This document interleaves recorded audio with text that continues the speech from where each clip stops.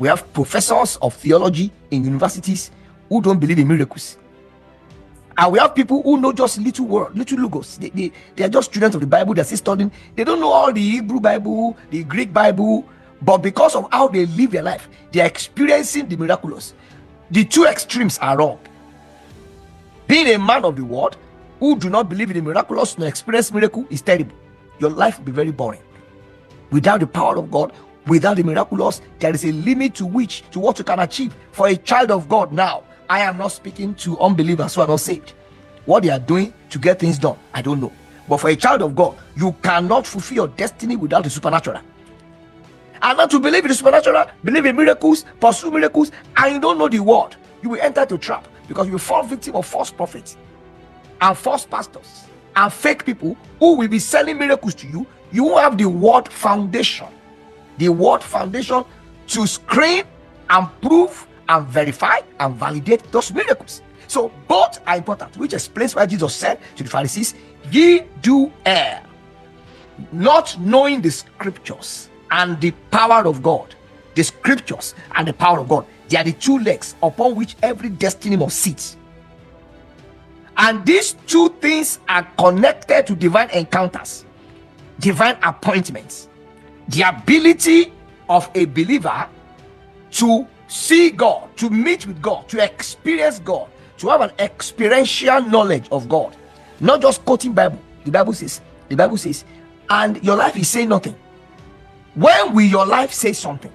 I don't want to be saying the Bible says, and my life is not saying something.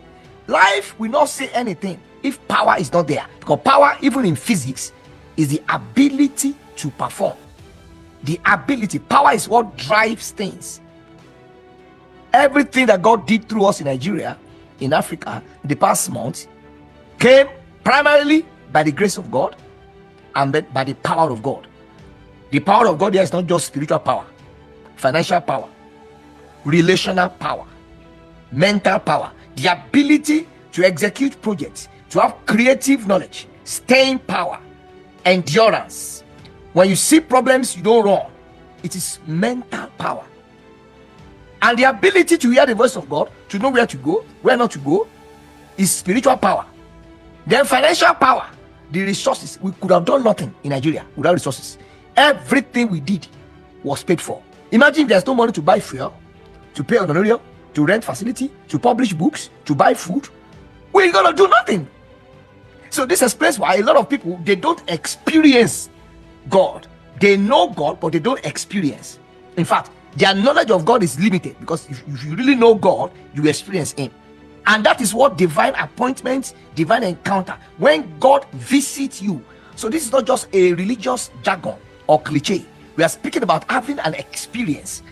Not the Bible says all the time. Your life is so say something too. Your career is say something, because you are a child of God. You know what unbelievers will be mocking you. It's always the Bible says. The Bible says, what is your life saying? Tell me one thing that has happened in your life that shows that you are a son of God. Tell me one thing that has happened in your career that you can trace to God. Your life must say something. If the Bible says, your life must say. My life must say. But there are people, they frustrate divine appointments. By the grace of God, God shows up in their matter. God blesses them with a good wife or a good husband. They don't deserve that man. They don't deserve that woman. But something happened. People who are walking in purity, walking in holiness, they have not even married that kind of man or that kind of woman. But they frustrate that marriage. They ruin that grace. This was what Paul was telling the Galatians. He said, I do not frustrate the grace of God. I don't know. If Paul says I do not frustrate grace, it means it is possible to frustrate grace. Grace is not a rigid entity. In fact, the Bible calls Jesus the grace of God. Some of you have had an appointment with God when you were in school. Some of you had an appointment with God. You saw the move of God. You saw something that was not ordinary. God visited you. He gave you a fantastic job. Because when I say divine appointment, it's not just something ecclesiastical. An angel is coming and say, my son, I have come to meet with you. All right, that can happen in some remote cases. When we speak about divine appointment, say God meeting up with you in specific aspect of your life you know this is God. I have had that experience many times.